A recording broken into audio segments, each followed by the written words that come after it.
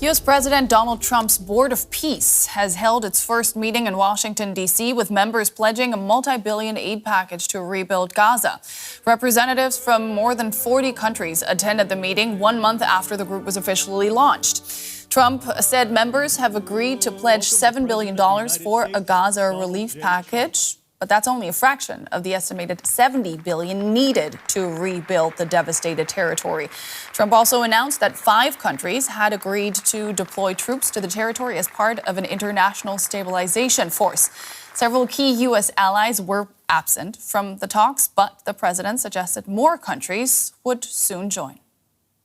I believe it's the most consequential board, certainly in terms of power and in terms of prestige. There's never been anything close, because these are the greatest world leaders. Almost everybody's accepted, and the ones that haven't will be. Some are playing a little cute. It doesn't work. You can't play cute with me. But they're playing a little bit. But they're all joining. Everybody, most of them very immediately. Now, the Board of Peace was originally intended to oversee a ceasefire and reconstruction in Gaza, but its mandate seems to have grown since. Critics see Trump's new council as an undermining of the United Nations. The inauguration of the Board of Peace in Davos, Switzerland in late January. Donald Trump was not shy about its potential. This board has the chance to be one of the most consequential bodies ever created. And it's my enormous honor to serve as its chairman. I was very honored when they asked me to do it. The Board of Peace was originally supposed to be part of Phase 2 of Trump's Gaza peace plan, but now it's become a work in progress with an expanding mission. The draft charter now says the board will tackle conflicts the world over. There's a $1 billion fee to become a permanent member. The U.S. says 60 countries have been invited. An odd mix of world leaders. Israeli Prime Minister Benjamin Netanyahu, Belarusian President Alexander Lukashenko, Russia's Vladimir Putin, and Ukrainian President Volodymyr Zelensky, whose country is fighting a bloody war with Russia. Canada was invited, but Trump later took back the invitation. Indonesia, Saudi Arabia, and Turkey are joining. Several countries have already signaled they won't take part or have said flat-out no, including traditional U.S. allies France, Germany, and the UK. Pope Leo has also declined and says he backs the United Nations to settle conflicts. Trump denies that the board is meant to replace the UN, but has complained about the UN's ineffectiveness in the past. I wish the United Nations could do more. I wish we didn't need a Board of Peace, but there are worries that the $1 billion price tag means only rich countries can pay to play. A club imposing peace as it wishes. A lot to unpack here. Let's do that with Nomi Bar-Yaacov. She's a veteran conflict mediator who's worked for decades advising and supporting international peace negotiations. She's a fellow at the Geneva Center for Security Policy. Welcome back to the day. Now, $7 billion has been pledged against an estimated $70 billion needed. In practical terms, does that level of funding enable reconstruction, or does it mainly create the appearance of momentum? I think, Nicole, first of all, thank you very much for having me back on your show. I don't think we know exactly what the $7 billion have been pledged for. That is not very clear. And it is important to note that the US itself has pledged, in addition to the $7 million, $10 million to the Board of Peace. So the money is basically pledged to the Board of Peace.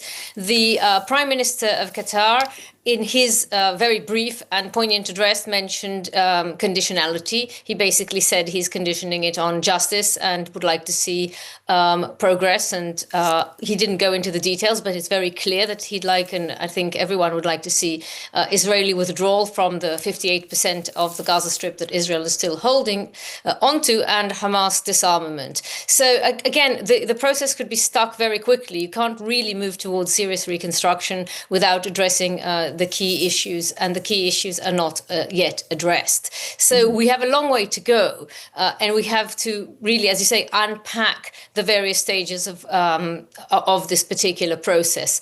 The coordination between the different bodies, and there are many bodies, is clearly a problem. The Board of Peace is basically the overriding body, and it is run by one man. There's one man who holds all the power, and that is US President Donald Trump. He set it up, and he's the chairman of the board, and he has the power to veto any activity. He has the power to fire any member. And as was mentioned in your introduction, unless a country pays $1 billion in the first year, then there is no guarantee that he will keep them on board.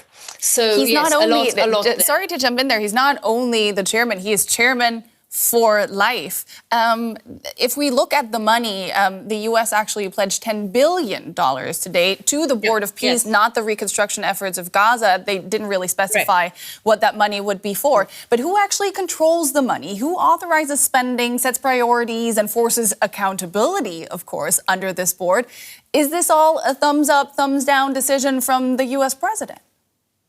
Yes, it very much looks that way. It is very much a board that is run by the US president. And it is very vague about where the money is going and what kind of oversight there is over the spending. So, normally in boards, you would have some sort of audit mechanism and very clear articles about where each penny is going to. That is not present in the current board. And it is very much, he's very much Donald Trump, president for life, holding 100% of the power. And he's very clear about it. He also views the board as an international organization. He stated it himself time and time again and again today, as he says, the most prestigious and important one. So that begs the question of, is this a board that he views as a board replacing anything? But I think it's any other institutions, namely the UN. I think it's very clear that the other members of the board are rather skeptical about what is going on there. There are Middle Eastern countries very keen to see progress in Gaza, and they're conditioning the money on progress there. But whereas Egypt and Jordan, both having borders with Palestine, are not, members of the or not pledging troops into the international stabilization force. That's the main enforcing body. You do need to ask the question. They are training Palestinian police. Again, the coordination is tricky between the Palestinian police, between the technocratic government. We heard Dr. Ali Shath, who heads that government, speak today. They need more power. It's not clear. He stated clearly, one government, one gun. That means he would like to see Hamas disarmed. And that is the real big question, because Israel is saying, and I think the US too, 60 days for disarmament. And then what next? And then disarmament, as you well know, is a very complex process. It's not a process that happens in 60 days. It may commence in 60 days, but one needs to list the different arms. Sorry to jump in there, because that 60 days is, of course, that's a very significant number that has been put on the table. Why do you think the U.S. and Israel are imposing a deadline now when it comes to the disarmament, knowing full well that it is a very complex endeavor? Well, I think the Israeli government, certainly elements within the government, have made it very clear that they would like to reinvade the entire Gaza Strip, and Israel, the government, certainly believes that they're the only ones that could disarm Hamas. I don't think that is the case, but I think that is very much the case in terms of the government's thinking. And that is why a deadline has been imposed. With every day that goes on, Hamas is entrenching itself in governance more and more. They are the main power in the areas that are within their control.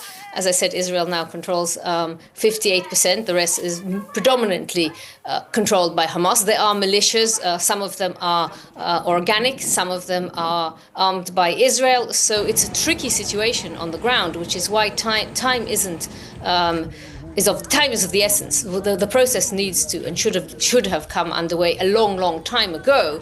So from the day of the ceasefire, the process should have kicked in, and we're seeing that it is taking a very long time. I think this meeting today is symbolic.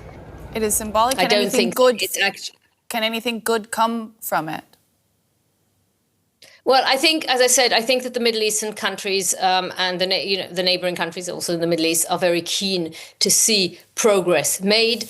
I think that the US, namely the president and his son-in-law, Jared Kushner, may have a different vision to the Arab countries the countries that really know every inch of Gaza. I mean, Egypt is the main country that one needs to take cue, one needs to take action, one needs to empower the Palestinian people to get their lives, homes, aid. Israel is scrutinizing every single item that goes in. So the Rafah crossing the crossing with Egypt has been open, but very few people, the trickle of people going through, and even metal poles are not allowed through for tents. So you can see, how are you going to get reconstruction material in if you can't even get a pole for a tent when we're in midwinter now and people are freezing? So, and you're seeing tents flying because they haven't got the foundations. And that's there is not enough food coming in. There are not enough basic goods coming in.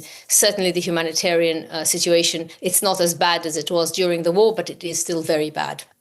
That was Nomi Bar-Yaacov of the Geneva Center for Security Policy. Always great to get your insights. Thank you.